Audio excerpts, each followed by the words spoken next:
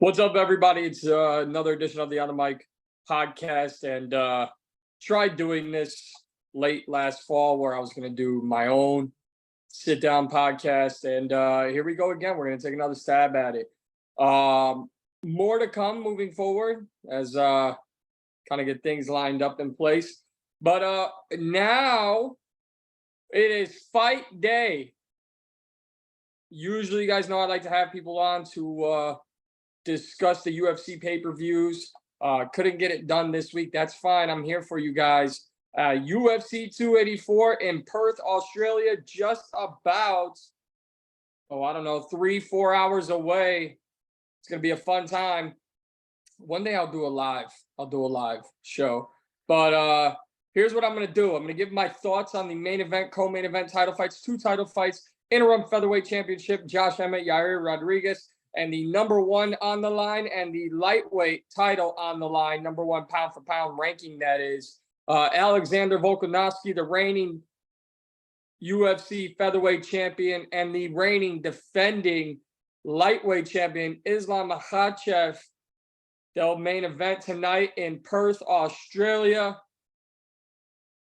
It's going to be one hell of a night. Now, I'm going to jump right into it. Islam Makhachev, Alexander Volkanovski, guys. We're talking about So when I was looking at this fight, the number one thing I was looking at is comparisons, right? Because we always want to look at Volkanovski on the verge of champ status. Okay, who are all the other champs? You got Daniel Cormier, you've got Conor McGregor, the first one who did it, Amanda Nunes, Henry Cejudo, and we're talking simultaneous. So the fighters who have had the belt, 2 belts, one time, not fighters who have gone in like a George St. Pierre and won belts at different weight classes. No, we're simply talking who's holding 2 belts at the same time. Alexander Volkanovski has a chance to be the 5th ever. And for my money, he will be, if he's victorious, the most active we've seen. Now, Amanda Nunes, that's kind of not, there's not much in the featherweight division. So I kind of, I give it to her, but man, Alexander Volkanovski, what I love about it is they booked the interim featherweight title fight. So he's going to know before he walks out whether he wants to defend at 55 or he's going back down to 45 next. He's going to know one half of his challenge is set for him. So I'm very excited for just that, right? Just that. But going back to comparisons. So I looked at the last guy who went out and tried to do this, right? Jumped up in weight. Israel Adesanya, former UFC middleweight champion, who will rematch Alex Pereira later this spring in Miami. I believe, I might be wrong on that, but I believe it is in Miami. It is in Miami in April. Anyways, we saw Israel Adesanya. So there's a few things here, right? And I'm going to start with the body and the discussion around that. There was plenty of talk about Israel Adesanya going up from 185 to 205, taking on Jan Blachowicz. Izzy's kind of got a smaller frame when you look at him as a fighter. I've met him in person a couple times. He is a big man. He's not somebody that is just a skin and limbs, right? He's not skin and limbs. He is a big guy. But Jan Blachowicz at 205, we're forgetting the cutting down to weight. Most fighters are cutting down to their weight, their fight weight, their contracted fight weight. So to move up, you got to do it properly. I thought Amanda Nunes did it right. She took a lot of time at going up from 135 to 145 to face Chris Cyborg. We saw the benefit of that. Now we have Alexander Volkanovski doing what Israel Adesanya did, which is move up a weight class. The difference is Adesanya went from 185 to 205. That's a 20-pound difference. Alexander Volkanovski, save your short jokes because I'm short myself. Alexander Volkanovski's only moving up 10 pounds, weighed in at 154.5 pounds for this championship fight. And he is the absolute best in the world right now. Number 1 pound for pound fighter in the world. And he hasn't lost in the UFC. We've seen this narrative with Adesanya. He had not lost in UFC. Sure, he has lost before. Newsflash, Alexander Volkanovski has 1 loss on his professional fighting resume. So there are some comparisons, right? Everyone's saying Islam is too big. Islam is too strong. I am so intrigued by this. And I'm just talking from a Volkanovski standpoint right now. We'll get to Islam Makhachev, who also has just one loss in his career. You know, I'm going to go with the negatives first. He's too small. Okay. He's too skinny. Okay. Islam's bigger than him. He's stronger than him. We don't know that, guys. We don't know that. We know what they're good at, right? But the number one thing that stands out to me when it comes to Alexander Volkanovski is, let me just run through from 2018 to today. From 2018, from December 29, 2018 to February 11, 2023, Super Bowl Eve. Here are the names Alexander Volkanovski has beat: Chad Mendes, Jose Aldo, Max Holloway, Brian Ortega, Korean Zombie, Max Holloway.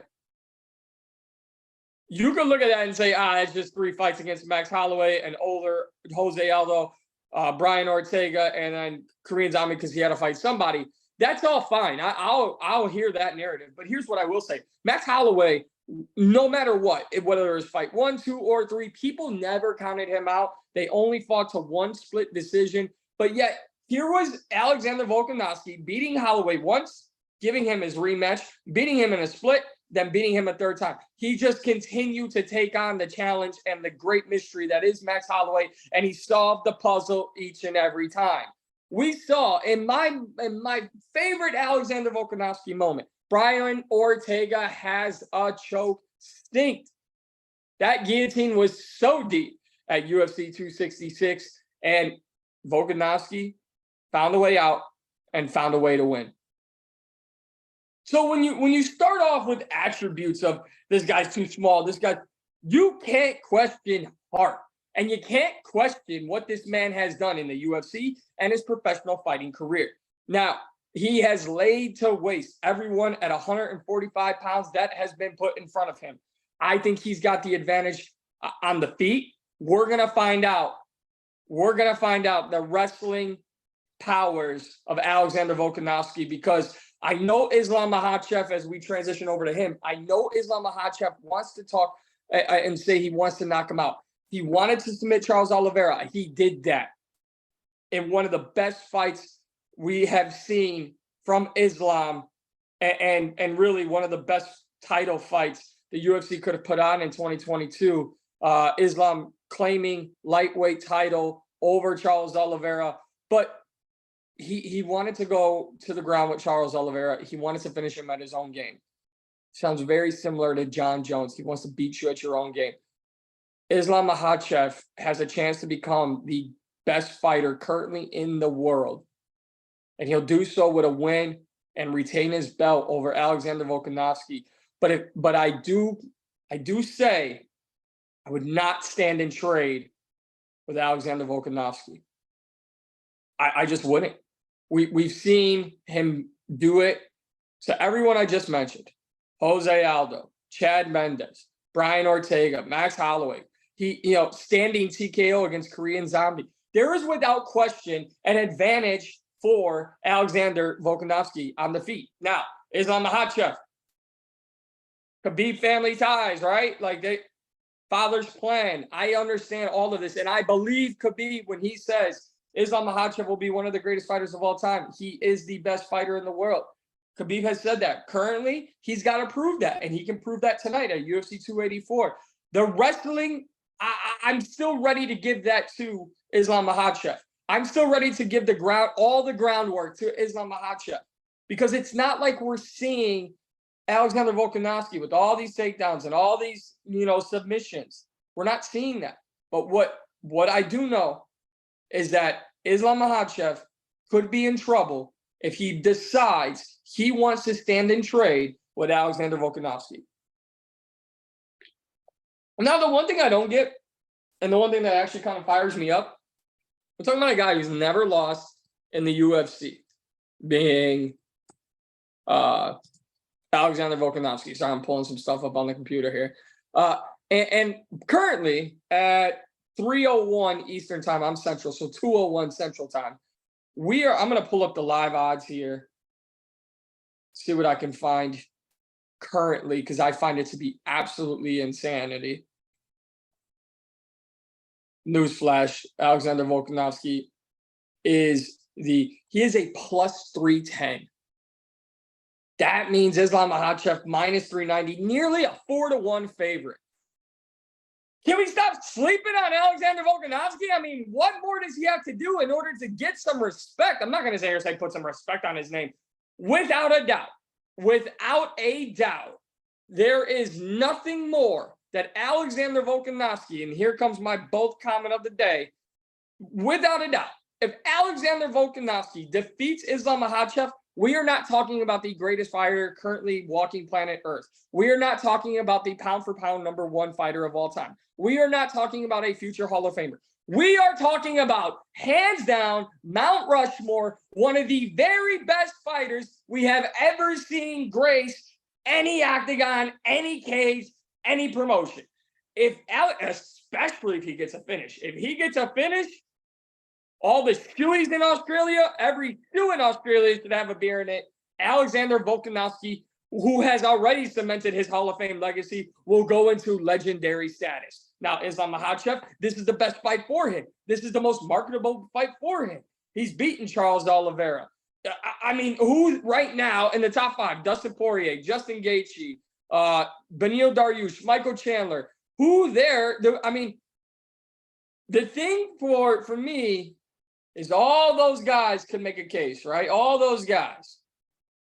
You know, on his path to the title, he's beaten recently his last 5 wins: Drew Dober, Thiago Moises, Dan Hooker, Bobby Green, and you can't take anything away from a win over Charles Oliveira, perhaps one of the best, if not the best finisher in UFC history. I take nothing away. But the body of work goes to Alexander Volkanovski. Now take the body, literally, out of it and just put the resumes together. The fact that Islam Makhachev is nearly a 4-1 favorite is crazy to me. I could come on here next week and totally eat my words if I'm wrong. I have no problem doing that. I don't root against Islam Makhachev. I'm not putting all my eggs in the Alexander Volkanovski basket. Guys, this is one of the greatest fights we will ever see in UFC history on paper. On paper. I would look at the one in March between Leon Edwards and Kamaru Usman to be exactly that, because now we're in a trilogy with 2 guys who know each other so well. But Islam Makhachev's style and Alexander Volkanovski's style and their resumes and their backgrounds, they just match up to be one of the greatest title fights, one of the greatest matchups we could ever see. And I'm here for it. I'll give my picks at the end, but that's where I stand. I just think it's absolutely absurd that Islam Makhachev is a 4-1 favorite. Now, if Alexander Volkanovski does not win and Makhachev retains his title, we're going to have to see in the co-main event who will Volkanovski will go back down and face. Will it be Yair Rodriguez or will it be Josh Emmett? We're going to start with Josh Emmett. 5-fight win streak. 2 finishes in those 5 fights. Michael Johnson, Mirsad Bektik. Guys, he put Michael Johnson down. Then he had decision wins over Calvin Kattar most recently in June of last year. Dan Ige, Shane Burgos. The only problem Josh Emmett has had is injuries and canceled fights. That's it. That's it. He has had injury after injury during this run. I know he's had 2 injuries that have pulled him out of fights against Arnold Allen, and then in 2020 against Edson Barboza due to COVID. But I mean, the only thing Josh Emmett has had going wrong for him is, he fought 3 times in 2017, once in 2018, twice in 2019, once in 2020, once in 2021, and once in 2022. He took the patient route. And I'm not mad about it. We're talking about one of the most fierce knockout guys in the UFC. And his power is crazy. But his striking, which is where this fight will likely be, is going to get tested against Yair Rodriguez. Now, Yair Rodriguez had a win over Brian Ortega, who hurt his shoulder. You kind of got to put a fight together here because Max Holloway will face Arnold Allen later this spring. You can't just keep putting him in there in line.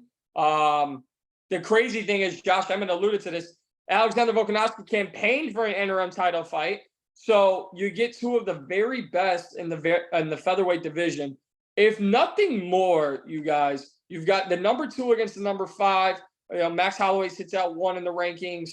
Brian Ortega 3, Arnold Allen 4. Again, you've got 1 and 4 matched up for later this spring. 2 and 5 fighting for the title. The winner of Holloway, Arnold Allen, likely gets the winner of Volkanovski and whoever wins tonight when the titles are unified. However, let's get back to this. Yair Rodriguez has such tricky striking. 6 wins by KO, TKO, 2 by decision, 2 by submission, 6 by decision. I mean, this is a guy who he can hit you from all angles. He can hit you with anything. He can hit you from everywhere. But the thing for me is when Josh Emmett touches you, if he touches you clean, you might go out. A longtime member of Team Alpha Male. I am personally super excited for Josh Emmett at 37 years old to get him. We're not talking about that. Most people aren't talking about that. We're just talking about power. It's power against style in this co-main event. And again, I'll give my picks here in a few after I run down the card. This is not going to be a long episode. I just wanted to give my thoughts on the co-main and the main card, I should say. Josh Emmett currently at 308 Eastern, 208 Central, a plus 160. I'll just hint, I love that line. That would not be as shocking, and it shouldn't be as shocking to see Josh Emmett. Listen, the thing is, Yair's in and out. He's tricky. He's moving. He's hard. If Josh Emmett catches him, though, it could be lights out down under in Perth, Australia. Now I'm going to move to the rest of the main card very, very quickly. Randy Brown against Jack Della Maddalena. Jack Della Maddalena is one of the very best coming out of Australia. It should be a good fight for him. It should be almost a showcase fight for him. He's got an opportunity to really send a message to the division at 170 pounds. I believe with a big showing, with a nice finish, we could see, not saying we will, but we could see Jack Della Maddalena crack the top 15, if not right outside of it. So that's a very, very interesting fight. Randy Brown's tricky. He's tall. He's lanky. He's almost exactly what I was saying about, 6'3", got a 78-inch reach. Jack Della Maddalena, who's 13-2 in his career. He is 5'11" with a 73-inch reach. So we'll see how he handles the reach of Randy Brown, former Contender Series alum. This is going to be a fun fight. Jack Della Maddalena will be tested here. It could be one of those fights. If you like taking underdogs, Randy Brown's a plus 250. A lot of underdog money here tonight. A lot of underdog money. I'm not the guy who's going to sit out here and lay out parlays and give you, doesn't start this round, doesn't finish in the distance. I'm not going to do all that. I'm just going to give you my picks for the main card. But I will tell you my betting picks for the main and co-main. Very interesting. Very, very interesting. I don't want to call it the people's main event. Shout out to my guy, Ariel Helwani, my good friend, who coined that. I love that. But Justin Tafa and Parker Porter, one half of the Tafa brothers fighting in the UFC. It's a heavyweight battle. Another Australian on the card. It is a full, except for the co-main. It is a full Aussie main card, except for the co-main event. Justin Tafa, Parker Porter. Parker Porter, the more experienced fighter. But Justin Tafa, I really like him in this fight. 5-3 as a professional. I would really nickname the bad man. When he touches you, all his wins are by knockout. We have not seen him since 2021. He had a first-round head kick over Harry Hunsucker. Before that, he had a 2-fight losing streak. This will be his biggest test. This will 100% be his biggest test. But I don't think this is a needle mover for either guy. I think it's a good fight for both men. Parker Porter, coming in at 13-7, coming off a loss to Jelton Almeida. That's not, I can't hate on that. Jelton Almeida at heavyweight and light heavyweight. Pick your poison with that, man. One of the very, very best rising stars in the UFC. Before that, Parker Porter was on a 3-fight win streak over Alan Badot, Chase Sherman, and Josh Parisian.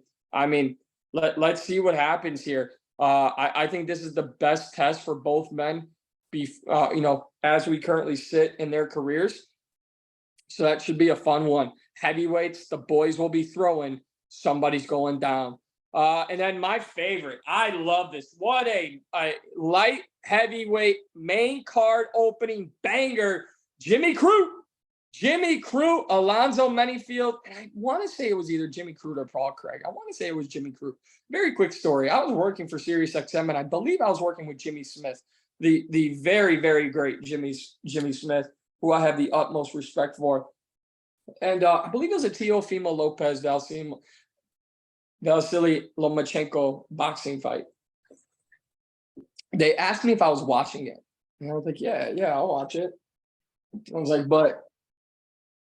like, actually, I'm going to go in and I'm going to look because I want to make sure, because if I'm telling the wrong story, then I'm going to be highly upset. October 17th, 2020. Yeah. Okay. So I was correct.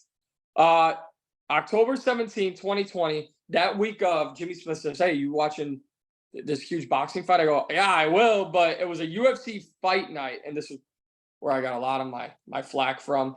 I go, but Jimmy Crute's fighting. So I'm going to watch that. It was Ortega versus Korean Zombie. And I'm, as you guys know, terrible with names. Modestas Bukakis. Try that 17 times. Sorry for butchering your name. But anyways, Jimmy Crute was fighting on that card. He got a first round finish. I went nuts and nobody gave a shit. That's what I was getting at that. I love me some Jimmy Crute, but my goodness, is he facing a massive, massive striker, a man with hands, Alonzo Menifield.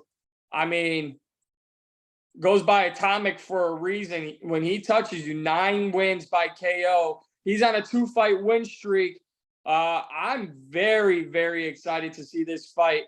I talked about the other fights on this main card, Justin Tafa, Parker Porter. Guys, this isn't, and I want to go back and when I talk about the main event and talk about the superstar power and all that, right? There are definitely, this is definitely an Australian battered card, right? Like, this is your Australian flavor. This is your Vegemite of 2023. Like, you have to have all these Aussies on this card, and there are so many, and it's going to make for a fun night. But this is one of those, and I'm going to get back here to Jimmy Crute and Alonzo Menifield. When you start this card off with that fight, if you're just a casual out tonight, you're freaking welcome. You are welcome. Alonzo Menifield and Jimmy Crute, I'm calling it now, just like in the fight right after them, somebody's going out. I 100% believe that. Power from both men, intensity from both men, 12-3 against 13-3. You couldn't really ask for a better main card opener given the circumstances. Looking for an Aussie. We got Aussie against America, Aussie against America, Aussie against Jamaican. American against Mexican. Then you got Australian and Russian in the main event. You want to give me all the Australian flavor. Give me Jimmy Crute. Give me Alonzo Menifield. That is a hell of a matchup. Great matchmaking here on this card. All right. for my picks. You might sense a theme here. I really don't want either Alonzo Menifield or Jimmy Crute to lose, but I'm going to read through FanDuel. I'm going to read you the lines currently as they sit on fight day. And then I'm going to give you my pick. Jimmy Crute minus 178, Alonzo Menifield plus 150. And I know I said I wasn't going to give out betting lines, but I am anyways. Jimmy Crute minus 178, Alonzo Menifield plus 150. If you're looking to make a bet, here's what I'll say. If you're looking to make a bet that this fight will not go the distance. That's it.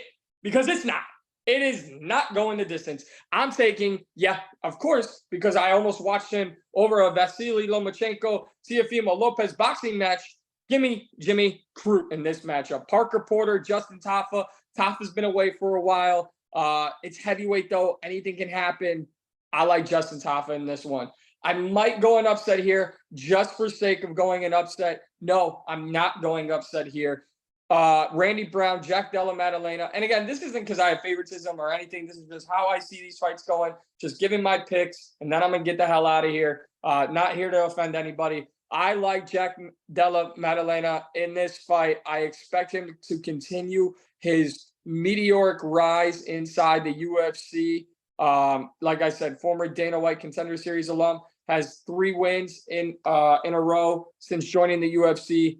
I like Jack Della Maddalena to get it done. I would love if that fight goes all 3 rounds because we deserve a war, and a war we must get in the co-main event between the 37-year-old Josh Emmett and the 30-year-old Yair Rodriguez. I'm sorry, but as I said earlier, if Josh Emmett touches you clean, you likely go out. And given the injury history, given the age, given the circumstances of all of the things that are brought into this co-main event interim featherweight title fight at a plus 160, give me Josh Emmett. And if you're feeling froggy, Josh Emmett by knockout or TKO.